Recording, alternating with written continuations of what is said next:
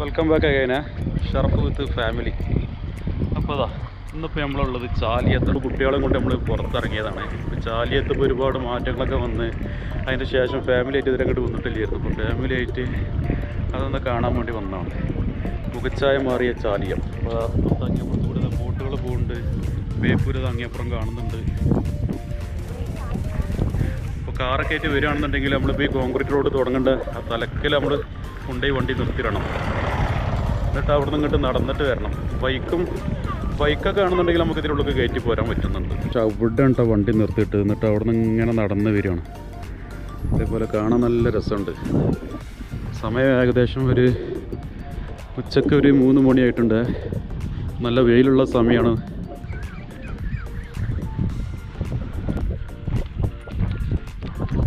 അപ്പോൾ കുറേ നടന്നതിന് ശേഷം നമ്മൾ ഇതിൻ്റെ ഒരു അറ്റത്തെത്തിയിട്ടോ. ഇവിടെ സ്ട്രീറ്റ് ലൈറ്റൊക്കെ വെച്ചിട്ടുണ്ട്.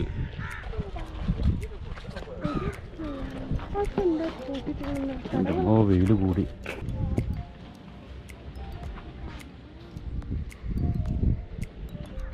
ഇപ്പോൾ ഇതാണ് നവീകരിച്ച് ചാലിയം ബീച്ച്. അൺസഹിക്കബിൾ വെയിൽ ഇല്ല പൊന്നെ, തീരെ സഹിക്കാൻ വയ്യ. പിന്നെ പ്രത്യേകിച്ച് ഒന്നും കാണാനില്ല. ഇവിടുത്തെ പീടികളൊന്നും തുറന്നിട്ടില്ല. അതായത് ഇതിലൊന്നും ആളുകളായിട്ടില്ല. ആദം നമ്മൾ തിരിച്ചു പോകില്ല വണ്ടിക്ക് തന്നെ. ഇവിടെ ഒന്നും പ്രത്യേകിച്ചൊന്നും ഇല്ലല്ലോ. അതേപോലെ കുറച്ചുകൂടെ അങ്ങനെ നടന്നാൽ പുളിമുട്ടി വഴി എങ്ങനെ നടന്നാൽ അവിടെ വരെ പോകാൻ പറ്റും. നമ്മളിപ്പോൾ അങ്ങോട്ട് പോകുന്നില്ല. പിന്നെ ആ സൈഡിൽ കുറച്ച് കച്ചവടക്കാരുണ്ട്. അതായത് ഈ കാണുന്ന കടകളൊന്നും തുറന്നിട്ടില്ല. ഇതിലൊന്നും ആളുകൾ വന്നിട്ടില്ല എന്നാണ് ഇവിടുത്തെ സെക്യൂരിറ്റിക്കാരൻ പറഞ്ഞത്.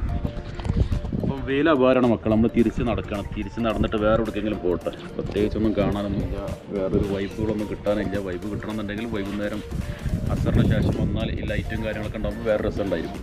ഏതായാലും ഞങ്ങൾ തിരിച്ച് പോട്ടെ.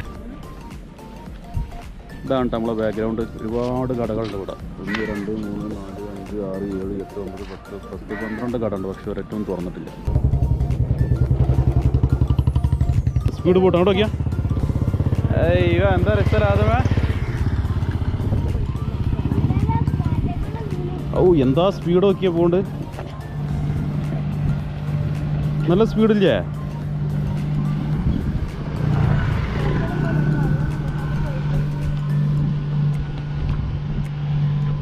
തൊട്ട് നമ്മൾ ഈ ബീച്ചിൽ ഇതേപോലത്തെ സ്പീഡ് ബോട്ട് നമുക്ക് വാടകയ്ക്ക് വാങ്ങാൻ പറ്റും. ഇതിൻ്റെ നടുക്കൂടി നല്ല അടിപൊളിയായിട്ട് വളഞ്ഞും തിരിഞ്ഞൊക്കെ പോയിട്ട് നേരെ അങ്ങേ തലക്കൽ വരെ പോയിട്ട്, അതായത് അതിൻ്റെ നേരെ അറ്റം വരെ പോകും. എന്നിട്ട് അവിടെ നേരെ ഇവിടെ തിരിച്ച് ഇങ്ങോട്ട് തന്നെ വരും. ഇവിടെ നിന്നാണ് സ്റ്റാർട്ട് ചെയ്യൽ. ഇവിടെ അതേപോലെ ഒരുപാട് ഹൗസ് ബോട്ടുകളൊക്കെ ഉണ്ട്. അതിലൊക്കെ പെർ ഹെഡിന് 100 വെച്ച് കണ്ടൊക്കെ കയറാൻ പറ്റും നമുക്ക്. നമ്മൾ ഏതായാലും തിരിച്ച് പോയിട്ട് വണ്ടി എടുത്തിട്ട് ഇവിടുന്ന് ജങ്കാറ് കയറിയിട്ട് നേരെ വീണ്ടും അങ്ങ് അക്കരെ പോകുള്ള പരിപാടിയാണ്. അപ്പോൾ വീണ്ടും ഒരു സ്പീഡ് ബോട്ട് പോകുന്നുണ്ട്. ആ സ്പീഡ് ബോട്ട് ആ സൈഡിൽ നിന്നാണ് സ്റ്റാർട്ട് ചെയ്തത്. അതായത് ആ സൈഡിലുണ്ട് സ്പീഡ് ബോട്ടും അതേപോലെ ഇതുപോലത്തെ ബോട്ട് സർവീസുകളൊക്കെ. അപ്പോൾ ഇവിടുന്ന് ചാലിയത്തുനിന്ന് കയറണം എന്നുള്ളവർക്ക് ഇവിടുന്ന് കയറാം. അതല്ലെങ്കിൽ ബേപ്പൂർ അവിടെ പോയിട്ട് കയറണമെന്നുണ്ടെങ്കിൽ അവിടെ നിന്ന് കയറാൻ പറ്റും. 2 സൈഡിലും ഈ ബോട്ട് സർവീസ് അവൈലബിൾ ആണ്.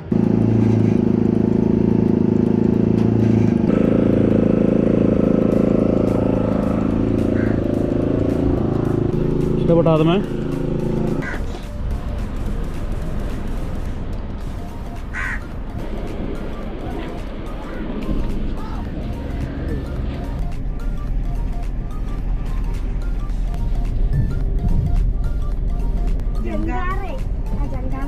ചാലിയത്തുനിന്ന് ജങ്കാറിൽ വണ്ടി കയറ്റിയിട്ട് ഇതാ വീണ്ടും ബേപ്പൂരിലോട്ട് ഇറങ്ങണ. ഇപ്പം ഇറങ്ങാൻ പറ്റുമോ എന്നുള്ള വണ്ടി ഇറങ്ങണമെന്നില്ല. വെറുതെ ഇറങ്ങിയിട്ട് പ്രത്യേകിച്ചൊന്നുമില്ല. വെയിലും കൊണ്ട് നിൽക്കണ്ടേ. നമ്മൾ ഇവിടെ കയറിയിട്ടുണ്ട് ജങ്കാറില്. നമ്മൾ കാറായിട്ട് കയറി. ജങ്കാർ എന്തിനുള്ള അപ്പുറത്തേക്ക് നമ്മൾ വണ്ടിയിലോ അല്ലെങ്കിൽ കയറിയിട്ടൊക്കെ പോവാം. വണ്ടിയൊക്കെ ഇതിൽ കയറ്റി കൊണ്ടുപോകാൻ പറ്റും. അങ്ങനത്തെ ഒരു ബോട്ട്. ആ നമ്മൾ ആദ്യമായിട്ട് കയറുന്ന ഇതിൽ പിന്നെ കൊണ്ടാ ജങ്കാറ് തിരിഞ്ഞത്.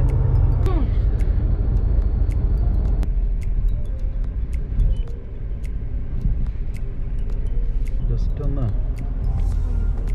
ബേപ്പൂരൊന്ന് പോയിട്ട് എന്തോ ഒരു വെയിലാണ്. വെയിലടിച്ചിട്ട് ഇതിൽ ക്യാമറയിൽ തന്നെ കാണില്ല. Beypore international water fest